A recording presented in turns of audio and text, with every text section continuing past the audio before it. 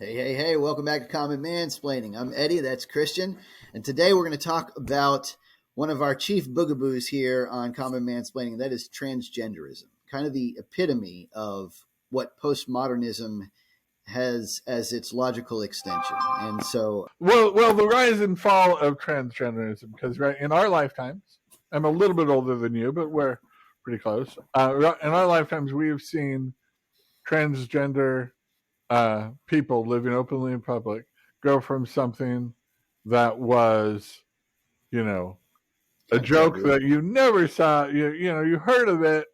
Maybe right, growing up in Los Angeles, you'd see some people dressed like some sort of transvestites or different things. You'd see some of it occasionally, but really not. Wasn't part of your daily life. It certainly wasn't any type of political consideration that these Right, people had anything about public policy or just our lives just didn't interact. They were in their own world. right. But in 2025, they're in your grill. Yeah, it's They're in your all up in life, it. right? What do you think are some of the things that contributed to the rise? Why this is so much more prevalent? Obviously, the postmodernism, which has decided to secularize and to destigmatize any type of behaviors that before were stigmatized. So I guess the first step would be our society tried to actively, at least from a media standpoint, media representation, entertainment representation, even from some leaders, tried to remove the stigma from transgenderism. We'll talk about later whether that's worked. But I think that Right. was one of the first things we encountered, which seemed kind of weird. What are your thoughts on that? Yeah, absolutely. I mean, and that's of course the progression that you note in a lot of different cultural movements, right? As it starts out being this kind of like niche idea in in universities, right? Kind of like it always usually meant as like this kind of purely theoretical context, like Marxism, for example, right? Is Yeah, like a very capable theory when your whole goal is just to study it, like one very specific aspect of society in a university setting. Yeah, the moment you try to like expand that out into the rest of the world, it falls apart because by zeroing on one specific aspect, you're of course neglecting the rest of them. It starts out as like this one theoretical concept in like this niche university or academic zones to sort of trickles down into people who really aren't taking the class but know of somebody who is kind of secondary, yeah, secondary, yeah, kind of grab this like secondhand information. smoke almost. Right, like through osmosis, but it's like they don't really understand the ultra complex intricacies that are expressed in that academic setting, and so they're just getting it like secondhand, and they're understanding it as a secondhand person, not as like an actual academic. And then of course it goes down and down and down, and pretty soon, before you know it, you've got kids talking about it, and what once was like critical race theory starts out as like this really thin lens with which to look at society. And now all of a sudden the kids are like, well, you owe me money because I'm black. And it's like, no, that's not even close to what it's like in the Yeah, academic setting. And then, of course, it moves to the media and then filters out to the rest of yeah, society. So, yeah, it's definitely not in the place that it was originally conceived. yeah. And I think they've done interviews of people, common people, right? We're common people, and probe it a little bit, and yeah, their understanding is paper thin, right? And Right. there's nothing to back it up, right? So postmodernism, everything is relative, and wants to just say the only reason why this is bad is because we don't accept it. And so it comes from a compassionate thing. Hey, we shouldn't bully these people. We shouldn't be jerks to them. We shouldn't stigmatize them. We should just treat them like normal people. Right. And won't everything be fine if we do that? So what are the fundamental flaws of this assumption? And Yes. I think the moral qualms and that postmodernism assumes, and people on the left have this basic assumption that humanity overall are basically good people that are going to try to do the good things, right? And conservatives say no, humanity are basically self-interested people, Yeah. And we could point self-stimulated, to like right? 11 times that it's happened in the last 100 years, And they need to be policed. If we're going to live in societies together, right, civilizations, neighborhoods, communities, nations, and govern collectively, we have to make some assumptions and a real fact, which is dark, to think that there's some people out there that are evil, capable of evil, at least, capable of motivations that you don't have. And so a very academic, right? You say, when you study something in an academic situation, that's Right. the definition of a bubble. So you're talking about communism, maybe makes for an interesting dinner party conversation. It's like, what if everybody was nice like us professors and had our motivations? This would work perfectly. But when you try to implement it, like in Soviet Russia, people are self-interested and they have to be brutalized into this. And anyway, it loses all of its sort of fun. Right. Ultimately collapses. Doesn't can't stand on a solid foundation. And so this is the core foundation that the motivations for the people who are doing this aren't for their own sexual stimulation or gratification or interest or selfishly. And so they assume, there's no danger for putting in adult men that like to dress like women for their own stimulation in bathrooms, right? A protected space that is the West is a hard fought sort of space. And I'll say one of right? I keep going back to this, and I'm sure, I just can't say this enough. It starts out with, the moment you lose faith. The moment you lose faith in God, then you no longer have that pillar to hold on to. You no longer have that bedrock of morality. And people forget that while it may be true that for the most part in a Western society that was built off of that pillar, that a lot of this kind of remnant morality still remains. That's probably true, right? Like there is a degree to which like it'll just sort of residually spin on for a time.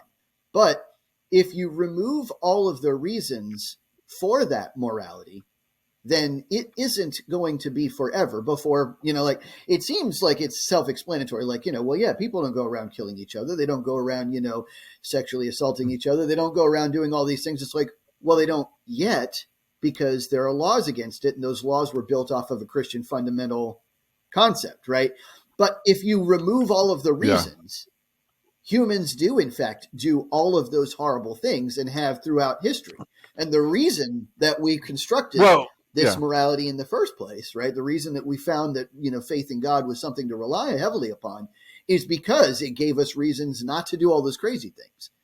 And like eventually people will, in fact, degrade into, if you cannot tell somebody why they shouldn't do something, and every time, if you would think it's like self-explanatory. You're like, well, you can't go around killing people. It's like, well, why not? It's like, well, the consequences are, right? You will lose all your freedom and you'll be at best spending the rest of your life in confinement at best, right? Even before that, it was like, hey, if you're going to act antisocially, right? You're not gonna be welcome in our communities anymore. We're gonna ostracize you, kind of thing. Banish you, and exile. So this type of stigmatize, and if you're acting in an antisocial way, we will make it known to you that you are not welcome socially with us. And that type of bullying is what the anti-bullying crusades was to stop that and to say essentially everybody's welcome, this whole diversity and inclusion kind of thing, which can sound compassionate and is a faux kind of thing. And if somebody in their bubble just thinks that everybody is basically nice, and it can lead you to really, really unhealthy ends. Not only evil systems like communism, but now to take transgenderism and to like remove safe spaces for women.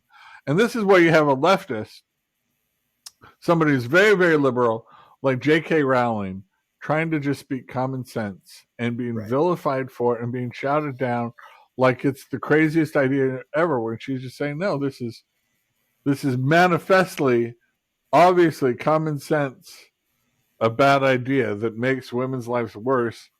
We don't have to do it. What are we doing?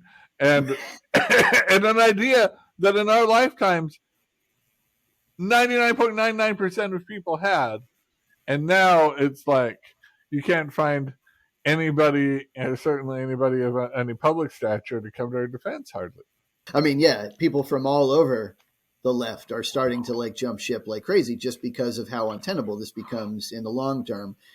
People like Bill Maher and, even Jon Stewart and like all these ex-Democrats like Matt Taibbi and Elon Musk was a Democrat. Pierce Morgan was a Democrat and like all these people, but they no longer can be just because it's gone so far off the rocker. Now, one thing I wanted to say, for those of you who are watching who maybe are either transgender yourself or friends of transgender people, or what you might call a trans ally, understand that just because an ideology isn't something we agree with does not mean that we don't love you as a person. Right? Yeah, and it's very, very important to separate those two. We talked about this in Identity Politics episode, but it's one of those things where you just, for the purposes of this, you have to separate them, right? You have got to take yourself out of the ideology for the purposes of listening to this specific podcast just for today, because some of the things we're going to say are going to sound like we don't like transgenderism. That doesn't mean that we don't like transgender people. Yeah. Right? Those are two completely different things. Yeah. And we oppose the political power, right? And the use of this transgender idea to change and reshape society in a way we feel is contrary to where it should be. So that's sort of the basis of our objection, that we feel like transgenderism has been utilized as a weapon of the left, or certainly they've elevated their political power so they can try to remake spaces. And basically it's the idea of postmodernism, right? Anybody can be anything they want to be, but taken to an end that's pretty radical. So really the next step that I'd like to discuss with you is, what is the proper role for a government, especially an American government, which is based on sort of respecting the individual, kind of letting people, right? We have free speech, free association, freedom of religion or lack of religion, that we have to sort of respect things. Is there something there, right? What's the proper line that they should draw? Right now, let's just talk about adults. We'll talk about children next. What do you think? Sure, yeah. I mean, good question. For the most part, I'm pretty libertarian as long as it comes to like things like relationships, right? Like, I don't really think that it's necessarily the government's place to get involved in our personal life, as long as like it is in fact our personal life, right? And the distinction I'd like to make is like, if let's say I bring a girl home to my house, right? And this is a woman that I have romantic relationships with. I'm not currently married to her. That's probably what I would call a sinful act. But as long as I'm not actually like flaunting this out in the public, as long as I'm not like doing something obscene in the public square, for the most part, the government should stay out of my business. And I feel like that should be the when case you're for both everybody adults else. and you're right, consent, mutually consenting adults, right? Now, I do think that changes once you jump out into town square, right? If you're doing a parade, right, and you're wearing a BDSM attire or something, that crosses over that line, right? Now you're in everybody else's space, and we have these laws. We already have these laws for indecent exposure in front of people. But what I see is the government actually goes out of its way not to enforce some of these laws just because they're hesitant to do so with like an identity group that may or may not wield enough political power to make that a complicated situation. And I think that is absolutely ridiculous. I think also when it comes to things like marriage, I think the government has a right to enforce legal definitions of marriage that are reasonable and within the limits and the confines of the institution, what it's always been for the last 3,000 years. Well, yeah, that marriage is a union between a man and a woman and the state and God, and we recognize those things legally and within the confines of a religious setting as well, and give them certain rights based on that. And so the one thing for a long time was, right, and there are tweets about it, it's like, just allow people to marry, nothing else will happen, and everything else that they said would happen.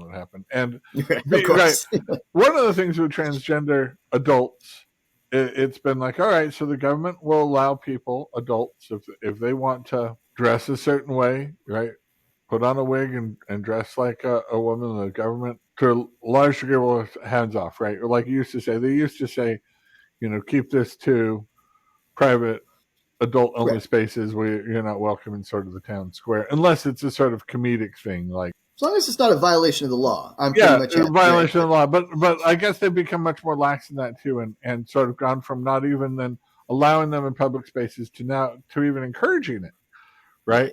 And a virtue signaling that public elected officials like, look how virtuous I am by going and promoting this marginalized group of people and doing things in a way that it doesn't need to be promoted. It's not an activity that the government says we need more of this. This makes our Right. societies better. It's like, look, if there are small numbers of these people, they want to live their lives. We don't have to oppress them, but we don't have to encourage them or say that they're the model Right. of what we want, of what our families are. And so, but it would seem like, no, we absolutely have to have all the acceptance as well.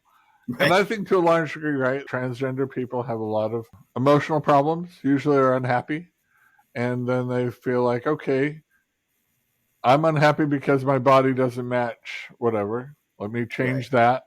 They change that. They're still unhappy. Right. Well, and the truth is, and I realize that what I'm about to say is Yeah. controversial, right? So take it with a grain of salt. But there is a fundamental difference between what a transgender person wants to have happen and what can happen, right? Mm-hmm. And I get that, and I get that's where the entirety of their mental distress comes from. I Yes. do, I get that. But and one of the things that's funny, we fight over these terms like gender and pronouns and things like that. But the truth is, what an actual transgender person wants to do isn't change their gender.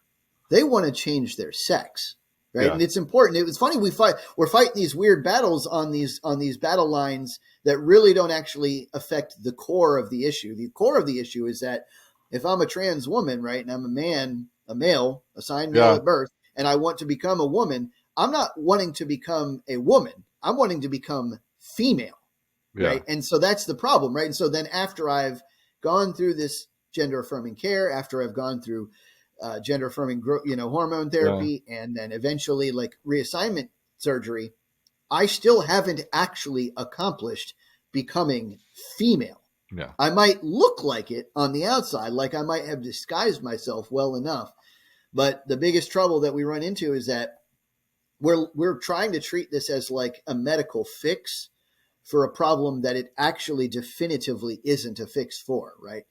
And there are other things that are similar in nature that we treat completely differently, and I think that's one of the things you wanted to talk about. Well, yeah, when they're unhappy, right, because they're not actually meeting the ultimate change. They're not right. So they say, well, what's making me unhappy is I'm just not accepted as a woman.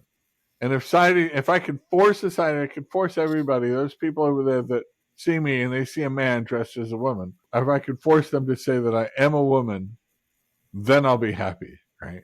And for some reason, some governments, some people are taken in by this and want Like to give Canada, UK, protected class and want to strip all rights for free speech because they think it's impolite or being a jerk for somebody to not accept someone who's gone through that process as their new sex or new gender. Right. It doesn't even work. Like, so I just want to be like, I know I keep going back to this, but just to be clear, right? If you're a male that wants to be a female, then no matter how many times someone refers to you as she, it won't do the trick. And there are studies after study after study that verifies this. And I'd be happy to tell you what, I'll link some of them below just so that you know what to look for when you look through these studies.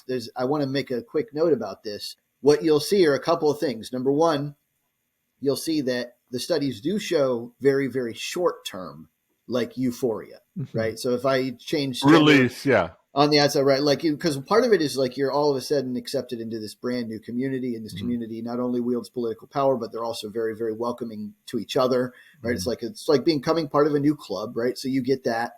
And then the other thing too is that a lot of the mental distress can be offset temporarily, like most depression, right? Like just like any other depression in any other situation, there are ways to stave it off temporarily.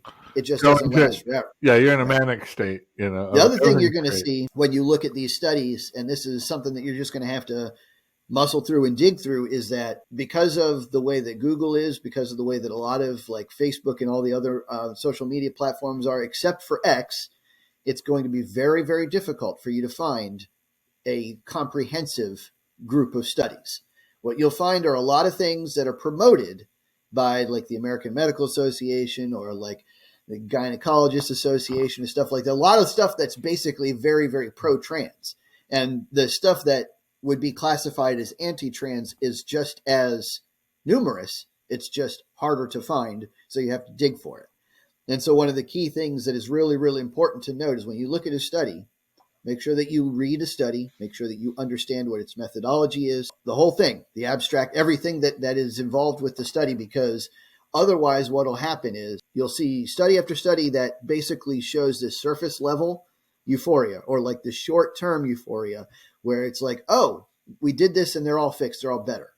But every time you go to a long-term study with objective data points, you will find that it's basically always overturned. And part of this is the difference between revealed preference and stated preference too, because a lot of these are surveys. So like the short-term surveys, a lot of the pro-trans surveys are surveys where they basically give them a questionnaire and they say, now that we've done this, do you feel better? And of course, the person's going to say yes, whether they mean it or not, right? They're going to say yes because they just spent immense amounts of money on it. They just joined a new club. Like there's a whole bunch of reasons for them to say yes. But then the problem is after like years go by, the good studies actually test to see what actually happened, not what they say happened, but what actually happened. And so one of the key facets of gender dysphoria that is a medical issue is that it's also fraught with depression and often the suicidal ideation. Once again, I'll tell you how terribly distressing that must be and how much my heart goes out to you. And just please understand that I get it. But it doesn't help for you to say, yes, I feel better if 3 years down the line, you end up unaliving yourself. Yeah. Well, these are the issues too. Like to respond to a couple of those, the American Medical Association really feels like they have a conflict of interest in this because they profit by Right. through the medical things, and there have been documented cases of memos by hospitals of saying that by encouraging this was a way to profitably improve the financial situation of said hospitals or medical services. Yeah, because the long term care. And one of the things it used to be right to go through a medical like a surgical transition to was almost always a male to female, and it usually was adult men, usually in their 40s, after years of counseling and trying other things and seeing if this was a phase that they could overcome in other ways.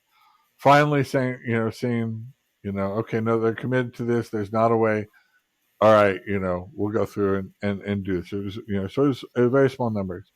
But part of the reason why we're talking about this and why everybody's talking about this is because the idea of being transgender has expanded to a point of social contagion, right? Yes. The numbers are exploding of people who identify as transgender. And the biggest explosion of those are young girls. Young white women, girls. young white women whose historical numbers have been really, really low, almost to the point of just being outliers, like really like statistically insignificant numbers of women. But all of a sudden, there's a huge percentage of them. And what we've seen is now, it's been long enough, a large percentage of those regret their transition, Yes. especially those that transition as teenagers, minors, even into their early 20s, they realize, they made a mistake, and those voices aren't taken into consideration. So the other, I guess the next level that we should talk about too is the proper role of government and society when it comes to the care of children. Because minor girls especially are very susceptible to fashion, influence of peers. Girls really want to be seen as unique in that star and celebrity status. When the media talks about that everything cisgender or traditional gender white is negative and oppressive, they want to be part of the solution. They want to be on the good guys team. This isn't a fact of like, oh, the bad guys don't wear deodorant, the good guys wear deodorant, where they can do something like sort of essentially meaningless or even good for them. This is we're talking about to get on this good side, you've got to do stuff But that will affect you for the rest of your life. Well, I think that is true that good guys do wear deodorant. Well, So no, yeah, but yeah, no, you're absolutely right. And part of the issue too is that not only is it affecting young girls. Well, girls, first of all, are often just far more impressionable to online influences. Right? They found this out when they did studies on TikTok. And how that they're seeing the female form on TikTok, where you often have a lot of women wearing provocative clothing who are gorgeous women, because the cream rises to the top, right? Because only the top, 5% of women really make it big on TikTok or Instagram or something like that. And then of course they studied how, this affects the woman's psyche, because not every woman is going to be in the top 5%. And then they see this over and over and over again. They start to think that it's normal to be only in the top 5% of physical attractiveness. And that's a very hard standard to maintain. The other thing that happens too is particularly kids that are already facing some sort of emotional or psychological distress in other aspects of their life, either because of how they were raised or stuff they interfaced with when they were young, or because like they're overweight is a big one, like obesity is a huge one. So girls find themselves like their bodies aren't really what they want them to be. And so this is kind of a shortcut, right? Instead of, for example, and this is going to sound harsh, but I don't mean it that way. But instead of, for example, spending the next 2 years of your life really eating healthy, working out, getting in shape, doing all the things that would lead to a very healthy lifestyle that might even put you in the top 5%. This is the quickest way to get gauche, right? You're basically, now you're in style because all you did was change your hair color and look a little bit more androgynous. It's like a really quick answer to being out of fad to being in fad, right? And it seems very common sense. A young girls, teenage girls being vulnerable is not new knowledge. Right. Right? We didn't invent understanding, knowing this. Parents have known this for a long time, right? And so they go out of way to sort of protect young girls, right? And the West has had things in the system of sort of either chaperones or just, right, you're not ready for something. We have laws, can't legally get tattoos. They're not supposed to smoke or drink alcohol, play the lotteries, or do different things while they're young and developing. Join the military. Join the military, yeah. And even work, drive too young. And there was a big problem in our time with teenage pregnancy being too prevalent, the numbers being really high. That was seen as a major social problem in the 80s and 90s. And they wanted to confront that. And the way the left decided to confront that, and the proper role for government was to have more sexual education. Now, when I grew up, I went to school in California, which is a little more liberal, but we had a sex education class in 8th grade, separate boys here, girls here, right? The girls got a lot more in depth, about their sexual function.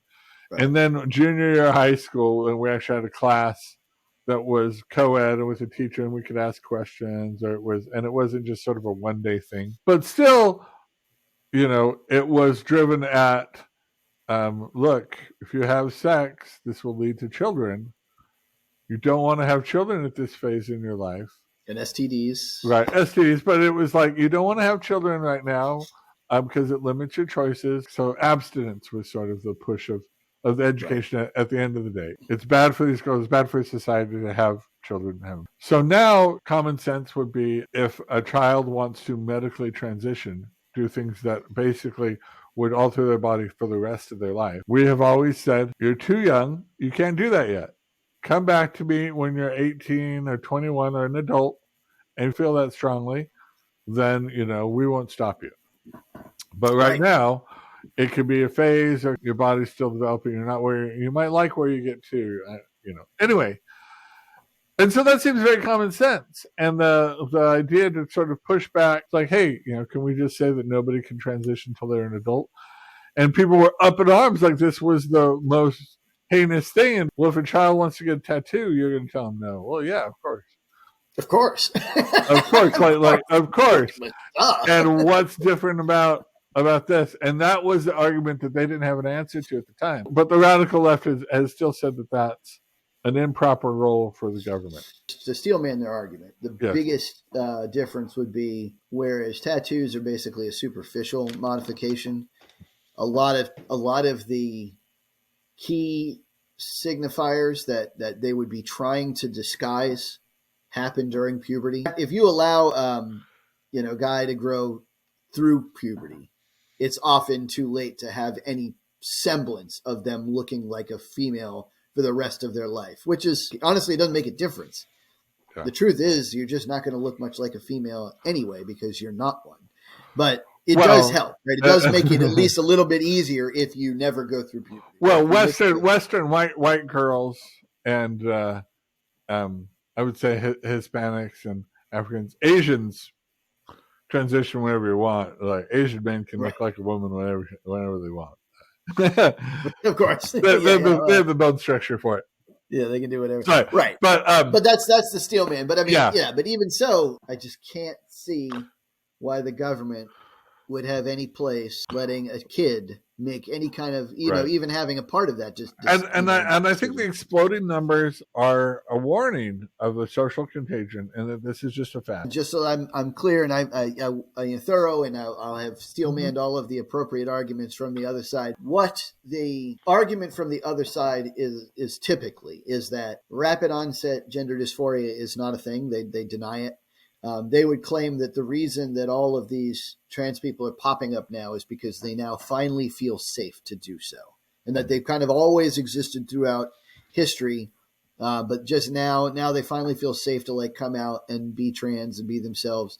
Now, the reason that's scientifically inaccurate and just could not be possible is because, again, what we mentioned before, that this is often hand in hand with a heavy suicidal ideation, right? Mm-hmm. So if there were always this undiscovered group of people who were going to unalive themselves, then you'd see that throughout history. You'd see throughout history just like swarms and swarms of kids and young adults that are having trouble with suicide for no apparent explanation, right?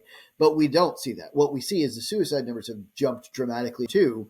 And so that lets us know that as it comes hand in hand with all of the additional transgenderism, that it is in fact a new phenomenon. Yeah.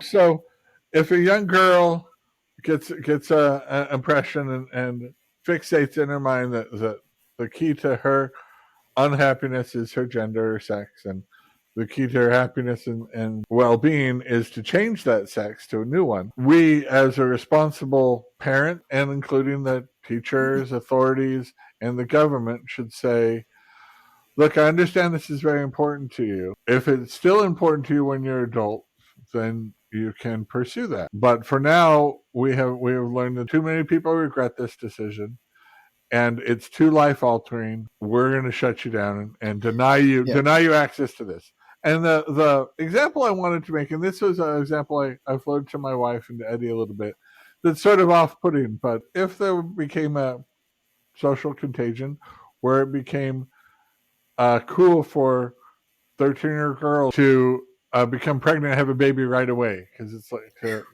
the idea of being really close in age to my daughter or best friends or something gets pushed out there. Now, they can't legally have sex with an adult to get pregnant, and if they have, their parents can stop them from having sex with other minor children.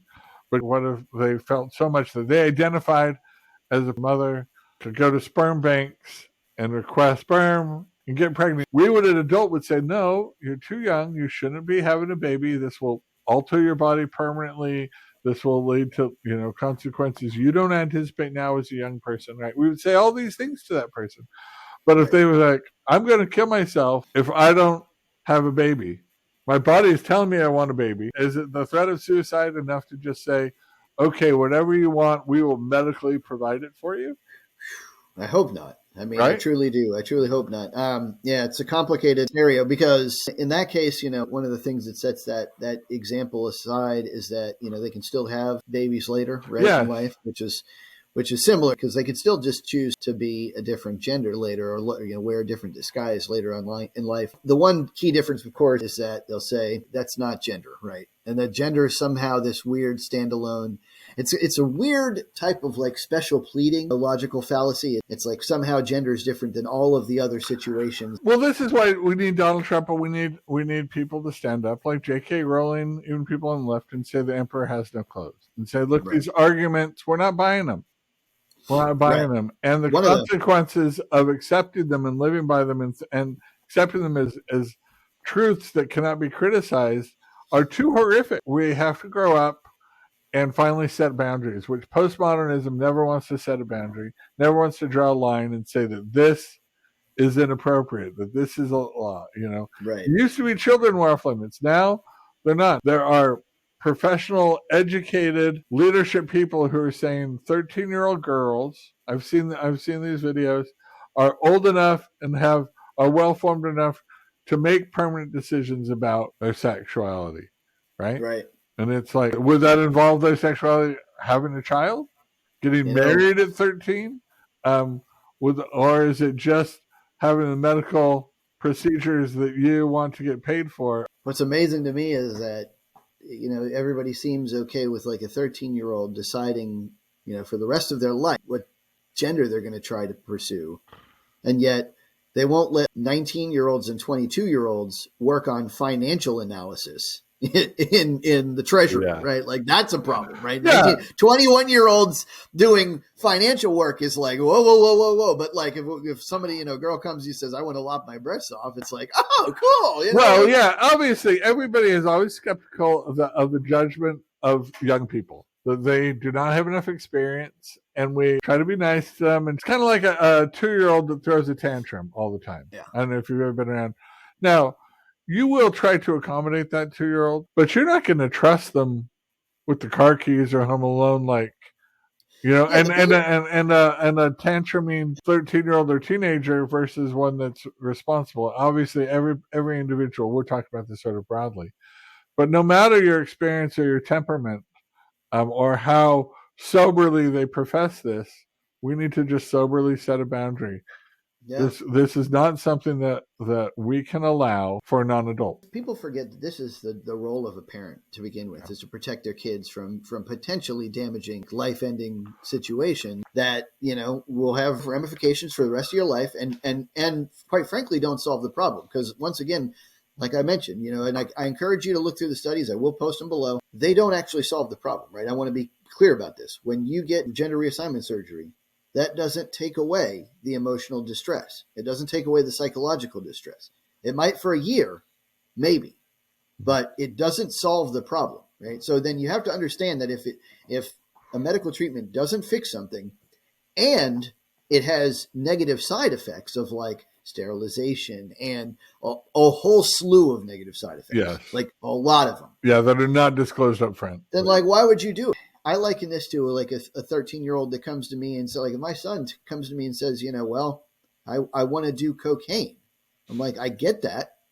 I understand that you want to, but you can't. It's bad for you, right? Like this is where the parent should just very quick. And it's not like he could come to me and he could say, no, but I really identify as a druggie, like I really identify as someone that wants to make this life choice. And I'm like, all right, I understand, but the reason I'm your father is because I'm here to protect you from some of these life choices that you don't understand yet, but they are bad for you, right? And so that's what parents are supposed to step in. And keep in mind, we do this for every other medical circumstance that's similar to transgenderism. Like, for example, I brought this up to Christian the other day, anorexia. Very, very similar in a lot of regards, right? Because again, you have a person who's staring in the mirror and they see a person that isn't there, right? They think of themselves as really, really fat. And meanwhile, they're like looking at somebody in the mirror that's real thin, like 80 pounds, malnourished and stuff like that. And meanwhile, if they go to the doctor and they say, Doc, I feel fat, I really want to lose more weight, the doctor will just kindly and patiently say, I understand it may feel that way, but that's due to a chemical imbalance, not due to the fact that you're actually fat. And therefore, you're actually skinny. Please do this instead, right? And so, they don't even say please anymore. They will just huck you up. They will take away your agency, right? right? And nowadays force you to take a calorie IV bag, and because once your calorie and your blood sugar levels, then this thing goes away. It's funny, not to get off the subject too much, but you know that anorexia used to be called holy anorexia. It was considered this like a blessing of these girls that didn't have to eat, right? Oh wow! So there was an instance of this father who said, "My daughter never has to eat." Right? This is a blessing. She's been blessed by God to never have to eat, right? And it was really, and she never ate around him. So some researchers came out to study her, and they were, she would never eat around. They would never see her eat, but they were finding, examples of where she was going to the bathroom. And then, but the father was like, "Oh no, my daughter doesn't need to eat. This is a real sacred thing," and locked her up so she couldn't do that or whatever. She couldn't escape out and eat like he would see it if she ate. And she started to get, and they were like, okay, let's just leave. Maybe she just needs to eat. And he was so bad. No, my daughter's not a liar, that she starved to death, right? And so they started classifying it rather than this sort of sacred thing of a, and it's a postmodern, it's a Western sort of rich girl thing, and something that never really existed before industrialization, where we have so much food, or we have so much things. The idea of but ultimately, I think I'll just close on this point rather than going on too much longer. You can wield political power and try to change fashion temporarily. These things too shall pass, right? What is in fashion and fad today and has political backing behind it will change. And where are you going to be standing when those fashions and those political winds change? You can't change common sense. People are always going to still see you. And it's one thing for an adult man to accept that, right, in his 40s, and to accept being ostracized or sort of seen as ridiculous. It's another thing for a young girl going through a temporary phase to find her life in a place where I can only imagine. Common sense, let common sense prevail. It's more compassionate. It's not to say no, to restrict them, than to what you think is to give in. I mean, I agree 100%. One of the things that I think postmodernism really falls short on is this concept of tough love. I get the sense that, they want everybody to just always defer to the desires of the person, that is stating desires. And I mean, it's one of those things where it sounds great, right? It sounds like this non-aggressive principle. It sounds like, as long as we don't bother each other, you can have whatever you want. You can always have whatever you want. But there are times where having what you want is in fact bad for you, right? That you need to be protected from yourself. And that is the primary role of a parent, to protect kids from themselves, right? Until they're old enough to make their own decisions. And hopefully they'll make them wisely. But anyway, that's what we got for you today, guys. We'll see you next time. Common Mansplain.